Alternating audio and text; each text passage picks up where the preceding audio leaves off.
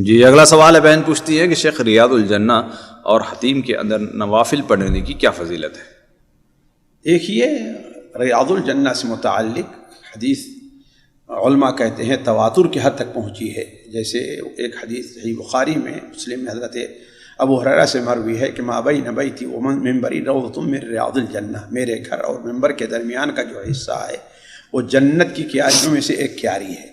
اب علماء نے اس کی مختلف توجیہ کی ہے. بعض علماء نے اس کی توجیہ یہ کی ہے کہ جس طریقے سے جنت میں جانے کے بعد انسان کو سکون ہوگا، اطمینان ہوگا، ایسے یہاں بیٹھ کر کے عبادت کرنا، اللہ کا ذکر کرنا، اس سے بندے کو قلبی سکون اور اطمینان ملتا ہے. خاص طور پر اگر نبی کریم صلی اللہ علیہ وسلم زمانے میں ہو، آپ پڑھا رہے ہوں اور آپ جو ہے ہوں، تو اس میں تو کوئی شبہ نہیں.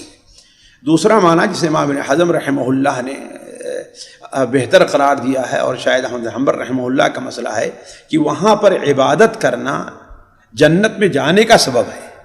وہاں بیٹھ کر کے عبادت کرنا جنت میں جانے کا ایک سبب ہے. تیسرا معنی علماء نے یہ کیا ہے کہ وہاں وہ چیز اتنا حصہ اللہ تبارک و تعالیٰ اٹھا کر کے جنت میں رکھے گا اور جنت کی کیاری کے حصہ بنا دے گا. یہ تین معنی کیے گئے ہوں، تینوں معنی مراد ہو سکتے ہیں. جو دوسرا معنی لیا گیا ہے اس سے معلوم یہ ہوا کہ وہاں عبادت کی اپنی ایک افضلیت ہے، لیکن اس کی فضیلت کیا ہے اس کو اللہ کے رسول صلی اللہ علیہ وسلم نے کوئی بیان نہیں فرمایا ہے. اسی طریقے سے جہاں تک حتیم کا تعلق ہے، اولاً تو یہ بات ذہن میں رہے کہ حتیم کیا ہے، یہ حجر کیا ہے، یہ خانہ کعبہ کا ایک حصہ ہے. خانہ کعبہ کی لمبائی وہاں تک تھی، لیکن چونکہ جب قریش اس کو نئی تعمیر کرنے لگے تو ان کے پاس اتنا پیسہ نہیں تھا، لہذا اس کی لمبائی کو تھوڑا سا کم کر دیا کہ اب تقریباً چوکور ہو گیا ہے، ورنہ وہ لمبائی میں زیادہ تھا اور چوڑائی اس کی لمبائی کے مقابل میں کم تھی. تو اب وہ اصل ہے کہ وہ کس کا حصہ ہے؟ خانہ کعبہ کا حصہ.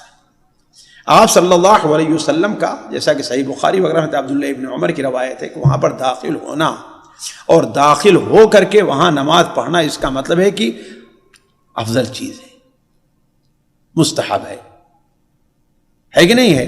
اسی لیے مائی عائشہ رضی اللہ تعالیٰ عنہ نے، جیسا کہ سنن ابو داؤد وغیرہ میں روایت ہے کہ جب خواہش ظاہر کی کہ اللہ کے رسول میرا بھی جی کہتا ہے کہ میں خانہ کعبہ میں داخل ہوں، تو چونکہ آپ صلی اللہ علیہ وسلم نے فرمایا کہ اگر میں داخل کروں تو ایک کیا ہے، رسم چل چکے کہ ہر بڑا اپنی بیوی کو داخل کرنا چاہے گا، کہے کہ سنت ہے.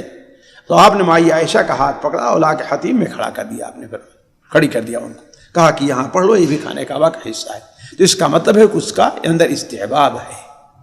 البتہ یہ اہل علم کے نزدیک اختلاف ہے کہ آیا خانہ کعبہ میں صرف نفل نماز پڑھی جائے کہ فرض نماز پڑھی جا سکتی ہے.